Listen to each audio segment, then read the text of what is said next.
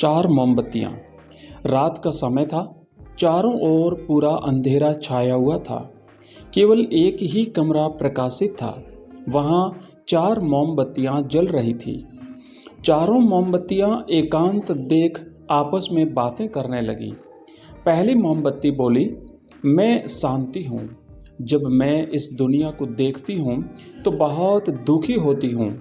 चारों ओर आपाधापी, लूट खसोट और हिंसा का बोलबाला है। ऐसे में यहाँ रहना बहुत मुश्किल है। मैं अब यहाँ और नहीं रह सकती। इतना कहकर मोमबत्ती बुझ गई।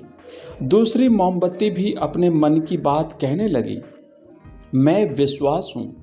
मुझे लगता है कि झूठ, धोखा, फरेब, बेईमानी मेरा वजूद खत्म करते जा रहे हैं। ये जगह अब मेरे लायक नहीं रही। मैं भी जा रही हूँ। इतना कहकर दूसरी मोमबत्ती भी बुझ गई। तीसरी मोमबत्ती भी दुखी थी। वह बोली, मैं प्रेम हूँ। मैं हर किसी के लिए हर पल जल सकती हूँ, लेकिन अब किसी के पास मेरे लिए वक्त नहीं बचा।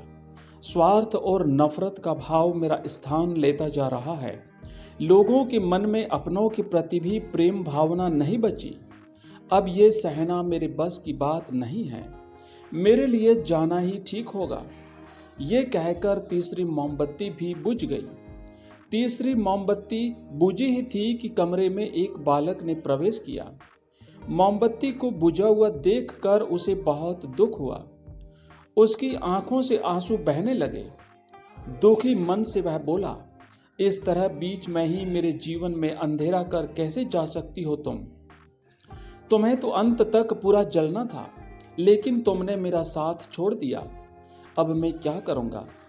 बालक की बात सुनकर चौथी मोमबत्ती बोली, घबराओ नहीं बालक, मैं आशा हूँ और मैं तुम्हारे साथ हूँ। जब तक मैं जल रही हूँ तुम मेरी लौ से दूसरी मोमबत्तियों को जला सकते हो। चौथी मोमबत्ती की बात सुनकर बालक ढांढस बंधा। उसने आशा के साथ शांति, विश्वास और प्रेम को पुनः प्रकाशित कर लिया। मित्रों, इस कहानी की शिक्षा ये है कि जीवन में समय एक जैसा नहीं रहता।